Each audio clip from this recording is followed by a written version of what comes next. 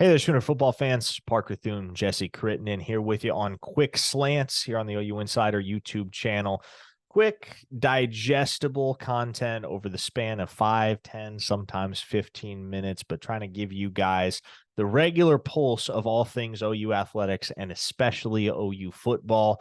And as the Sooners gear up for the 2023 season, one of the hallmarks of this program in 2023 and one of the key distinguishing factors between where this Sooners team finds themselves this season as opposed to last season, Jesse, is you have a ton more depth. And you heard the term competitive depth thrown around a lot at Big 12 Media Days, not only by Brent Venables, but by his players as well. And so I want to take this opportunity to highlight some of the intriguing positional battles that are on the table as we head into the fall. And the natural place to start is on the offensive line. The Sooners are getting ready to replace 3 NFL-bound starters from a year ago in first-round draft pick Anton Harrison, third-round draft pick Wanye Morris, and undrafted free agent Chris Murray. Obviously, Harrison and Morris, your starting tackles. Murray was one of your starting guards.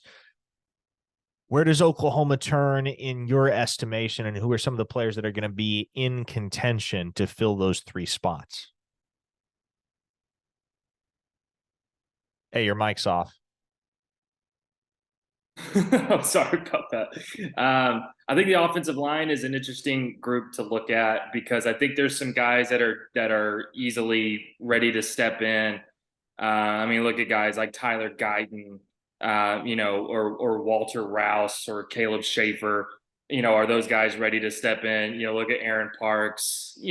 So I mean, I think it's an interesting group, but I think outside of, I mean, I think we know that Andrew Rain is going to be the center. I think we likely know that Tyler Guyton is going to be that right tackle. We likely know that Walter Rouse is probably going to be that left tackle. But I'm curious, Parker, from your perspective, and I think we talked about this a little bit during the depth chart video we did a while back.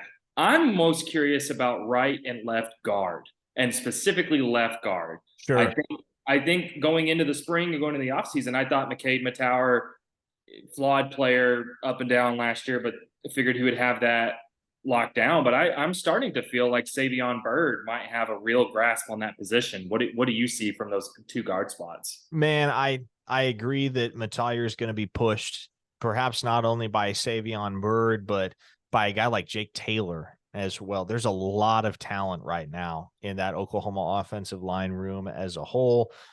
Caden Green's got positional versatility, spent some time taking first team reps at left tackle in the spring by virtue of injuries to Walter Rouse and Aaron Parks.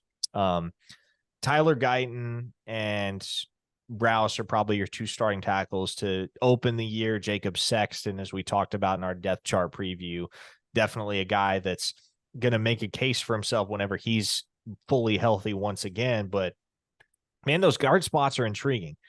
I I like Caleb Schaefer, like what he brings to the table with that experience factor, and that's why I would tend to give the edge to him and Mattier to be the starting guards. But if you're going for upside, man, Savion Byrd has it. And so Mattier, with his performance in 2022, definitely didn't slam the door shut on any competition. And if that door remains open and Savion Byrd can kind of elbow it a little further open in fall camp, yeah, I mean, you could get what you got, I think, back to 2019 and 2020, where you had some turnover mid-season. You had really 6 linemen that were 6, 7 linemen in some cases that were seeing regular snaps.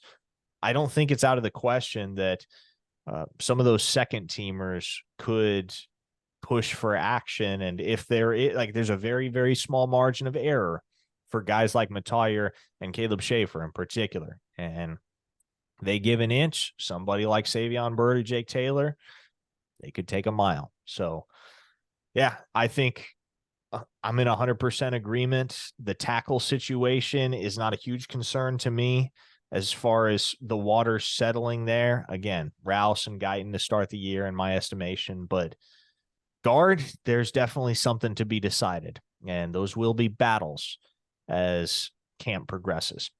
Now, let's take a look at the defensive side. And I think that's where the next natural point of conversation amidst the whole positional battle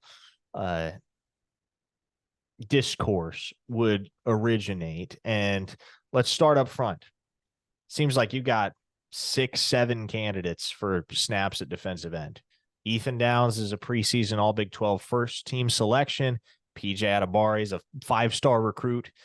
R. Mason Thomas made big strides as a freshman, and then you bring in a couple of capable transfers in Rondell Bothroyd and Trace Ford. Make sense of it, Jesse.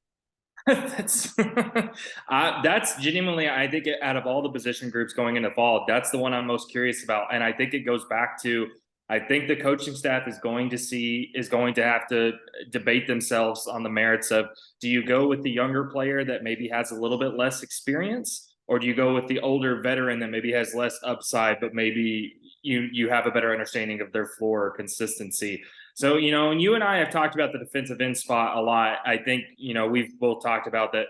We think Rondell Bothroyd is going to be probably one of those two starters. But that leaves at that other starting spot. You mentioned PJ Adebawore. You mentioned R. Mason Thomas. You mentioned Ethan Downs. You've also got guys like, Reggie Grimes and Marcus Stripling and Trace Ford. I mean, that's a lot of candidates for one spot. To me, I'm thinking it's going to go to Ethan Downs. But to me, I think, we're going to see how Rondell Bothroyd plays, but I think that Ethan Downs position in particular, assuming he gets the start there, I think we could see not only a lot of bodies at defensive end throughout the year, I think we could see that starting spot change quite a bit. Man, I'm with you. And I think naturally you give the edge to the guys that have done it before. And that's why Bothroyd and Downs are the two odds-on favorites to start. Bothroyd's got a ton of experience from his time at Wake Forest. And then, as we mentioned, Downs is a preseason All Big 12 selection. So not somebody that's going to be edged out of his spot very easily. But again, I mentioned this in a couple of previous installments of this series, but it feels like the starter label is more semantics than anything with this group, because you're going to see a ton of R. Mason Thomas, and assuming he's 100% healthy, you're probably going to see a whole lot of Trace Ford, and Reggie Grimes is going to stay in the mix. I know a lot of fans aren't going to want to hear that, but that's the truth. Like, he's going to be in the mix. And at a certain point, you're going to have to deploy PJ Adebawore. So there are so many contributors in the mix there at defensive end that while Downs and Bothroyd may be the ones that trot out onto the field with the first team after kickoff, they may not be the ones that get the most snaps over the course of any particular game, if that makes sense. And that's just how I see it. To be honest, this is not a position battle that I'm paying attention to or like super intrigued to see how it shakes out, just because I think all 6 of those guys that I mentioned are going to play a decent amount, regardless of who officially gets the starter designation.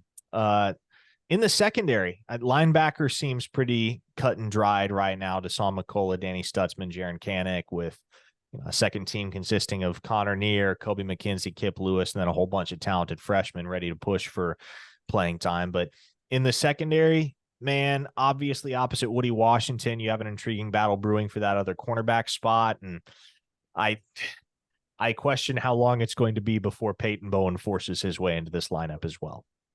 That's the thing. And I think what makes defensive back so interesting is you can have so many different combinations. And I think it's possible we're going to see a lot of pairings where it's a couple of older guys paired with a couple of younger guys, or 3 younger guys and older guy, vice versa. And again, I think it's a position group that has a lot of talent, and I think it's similar to what you said about the starter label being semantics more than anything. However, I do think there are going to be some real battles here. And I do think there are going to be some players in fall camp that emerge above the pack. But really what this comes down to is, are you giving Reggie Pearson or Peyton Bowen the most snaps at the other safety spot, opposite Billy Bowman? And then at cornerback, opposite Woody Washington, are you giving those snaps to Kendall Dolby? Are you giving them to Gentry Williams? Are you giving them to Kanai Walker? I do think there are some real battles there, especially because there's such a you have really old and experienced guys and then young, inexperienced guys. There's not really a lot of in between at that position group. I'm inclined to believe that Gentry Williams ends up starting opposite Woody Washington, just based on some of the usage that he got as a freshman. It was pretty clear that the Sooner staff was trying to prepare him for an expanded role in the not too distant future. Otherwise, they wouldn't have deployed him as much as they did. They didn't bother trying to redshirt him, and they redshirted some pretty talented football players a year ago. Gentry Williams was not one of them. So that tells you they expect a lot from the kid. And I think the physical upside there at a certain point, much like PJ Adebawore and Bowen, like he's going to be too good to deny.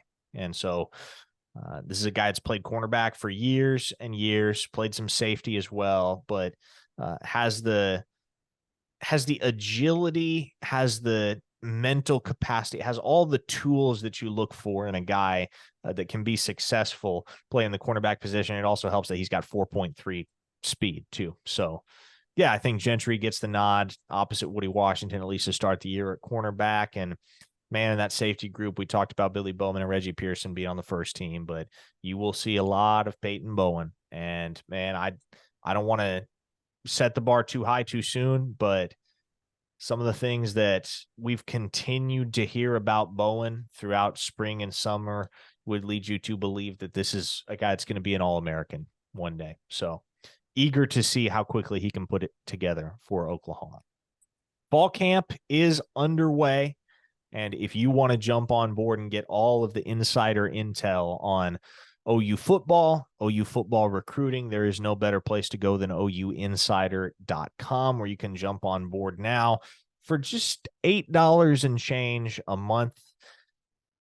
All in all, that's a pretty worthwhile investment. It's going to run you about the same as a meal at Chick-fil-A once a month. But instead of getting a chicken sandwich and some waffle fries, what you're going to get is all the best content relating to OU football and recruiting. Who are the Sooners prioritizing on the recruiting board? Who they closing in on commitments from? How are some of these camp battles leaning? In which direction are some of these players trending in terms of their capacity to earn snaps right off the bat once the season opens in September? Well, you can find out at ouinsider.com, where you'll have daily content from myself, from Jesse, and from our colleague Brandon Drum. So with that, hit subscribe if you haven't already. You'll never miss a thing from this channel if you do, and that's not going to cost you a dime. So even if you don't want to jump on board yet at OU Insider, click that subscribe button and come along for the ride here on the YouTube channel. For Jesse Crittenden, I am Parker Thune. That was a quick slant. We'll see you next time.